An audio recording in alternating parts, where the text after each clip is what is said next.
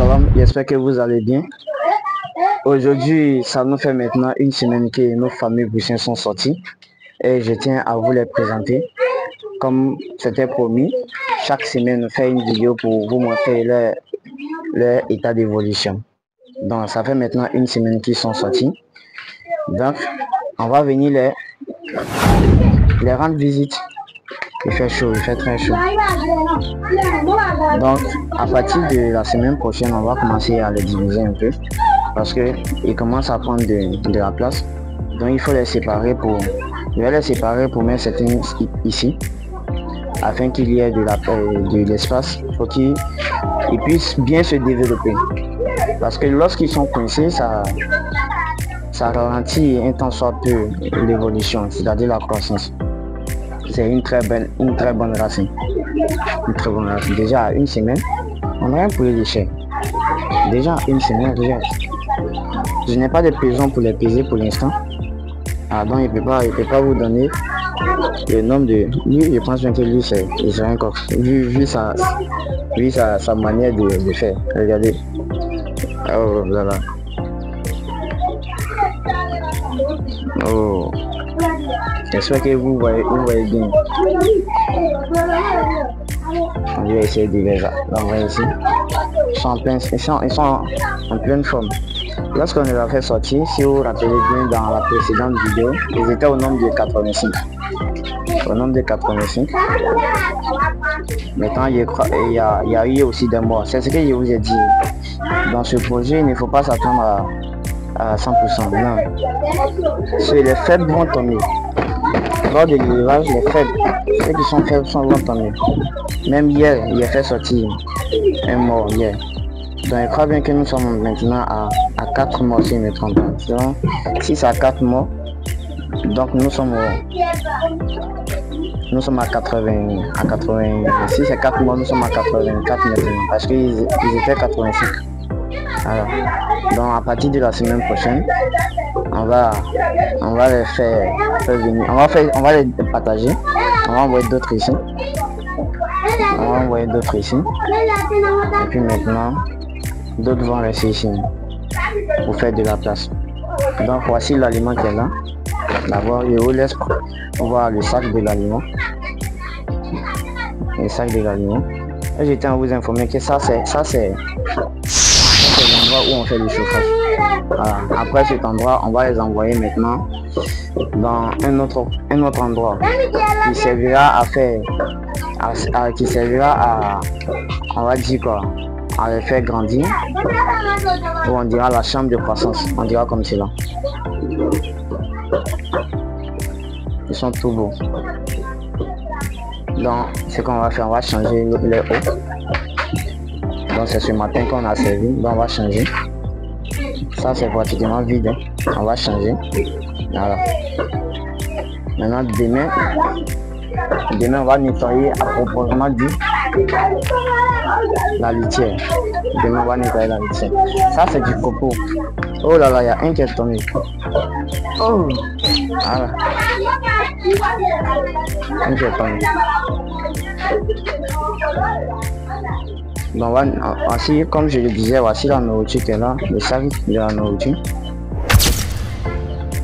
Alors, comme ils ont mis démarrage pro miette. Et voici comment ça se présente. Je ne sais pas si vous voyez bien. Voilà. Ok. Donc c'est ça, on les donne d'abord pour le démarrage. Puis après on va passer à la croissance. Et après la finition. Comme je l'ai dit, cette vague sera réservée pour la ponte. Parce qu'il faudrait que nous-mêmes on produise nos propres œufs. Parce que ayant une machine et puis tout le temps acheter des œufs, c'est pas intéressant. Parce que lorsque toi-même tu produis tes œufs, tu pourras contrôler ou du moins ça tu pourras connaître au moins le taux de fécondité, maîtriser au moins, autant pour moi maîtriser le taux de fécondité de ton cheptel. Parce que lorsque tu achètes comme cela, pratiquement ce qu'on a acheté, c'était au nombre de 200 et quelques, 200 et quelques œufs. Les 200 et quelques sur les 200 et quelques œufs, ça fait 900, ça fait 9 plateaux d'œufs. Et sur les 9 plateaux d'œufs, on a pratiquement perdu que 4 plateaux d'œufs, c'est énorme. Au moins 2, c'est bon, 3 c'est bon, mais 4 plateaux d'œufs, c'est trop. Et maintenant, sur les 5 plateaux d'œufs, maintenant, on a 85 poussins qui sont sortis. C'était 87, mais il y a 2 qui sont morts dans la couvée directement. Donc on a pu faire sortir 85 et dans les 85 les plus faibles sont restés. Donc nous restons là maintenant.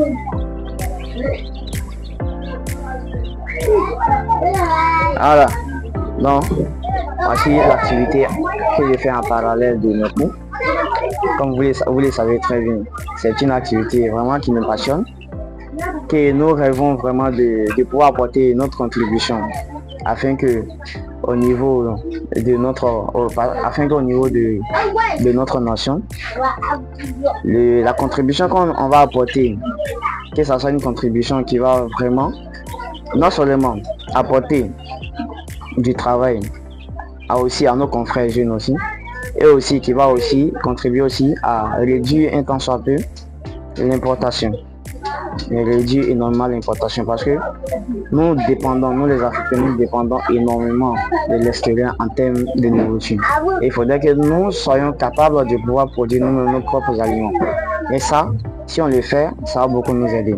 Ça va énormément nous aider. Non seulement ça va créer de l'emploi, et aussi ça va contribuer aussi à réduire drastiquement le coût des produits. Donc je pense bien que c'est une belle initiative. Et pour tous ceux qui souhaiteraient s'investir dans ce genre d'activité, peu importe l'activité, si c'est une activité agricole, peu importe l'activité, la première des choses c'est d'abord s'informer. S'informer, c'est-à-dire prendre des cours, pas forcément aller dans une classe pour aller se former. Aujourd'hui, c'est ce que j'ai dit, nous sommes la génération la plus bénie au monde. Pourquoi? Parce qu'à notre époque, il y a de l'internet. Avec de l'internet, tu peux tout faire, mais seulement qu'avec la volonté. Si tu as la volonté, tu pourras le faire. Par contre, si tu n'as pas la volonté, franchement, je ne pense pas qu'il ne sait pas c'est quoi tu pourras faire. Donc, il faut d'abord se former. Après la formation maintenant, il ne faut pas uniquement il faut pas s'arrêter à la formation, il faut aussi pratiquer ce que tu auras appris au cours de la formation. Parce que la formation sans pratique, ou bien la connaissance sans la mise en pratique est zéro. Donc, je vous encourage vivement pour ceux qui souhaiteraient se lancer dans ce genre d'activité. Moi, je l'ai fait en parallèle de mes cours. Même présentement, je suis prêt à aller au cours présentement. Donc, je vais d'abord changer le haut. Et puis aussi, si possible, les donner augmenter aussi, nettoyer d'abord, et puis augmenter de la nourriture. Et puis partir. Cela ne m'empêche pas d'aller faire mes cours. Cela ne m'empêche pas d'aller faire mes activités. Donc c'est une question de volonté. Mais bien avant cela, il faut se former. La formation surtout. Il faut se former. Et après la formation, il faut chercher un endroit pour mettre en pratique ce que tu auras appris. Et ne pensez pas que tu dois entreprendre avec un grand moyen. Cherche un petit local, exerce avec les moyens que tu as, lance-toi avec ces moyens-là. Et je vous l'ai présenté depuis la précédente vidéo. Ça, c'est ici chez moi comme cela. Et ça, c'est ma chambre. Vous voyez, ça, c'est la véranda de ma chambre qui est là. Donc, c'est chez moi que j'ai fait le chauffage. Il n'y a pas de problème avec quelqu'un. Donc si moi j'ai pu le faire, vous aussi, si véritablement c'est une activité qui vous passionne aussi, c'est que vous aussi vous pouvez le faire. Donc ne dites pas que vous n'avez pas les moyens, que vous n'avez pas de l'espace. Les moyens aussi, on crée les moyens. On attire aussi les moyens. On n'attend pas d'avoir tous les moyens pour pouvoir se lancer. Non. On n'attend pas tous les moyens pour pouvoir se lancer. Tu commences avec le peu que tu as et au fur et à mesure que tu avances, tu obtiendras les moyens. Donc, chers internautes, c'est une activité passionnante. Mais il faut le dire, c'est pas facile. C'est pas du tout facile comme toute activité. Et comme d'habitude, à nous revoir pour une nouvelle vidéo. Vous le savez très bien, la force de l'être humain réside dans sa pensée. Merci beaucoup.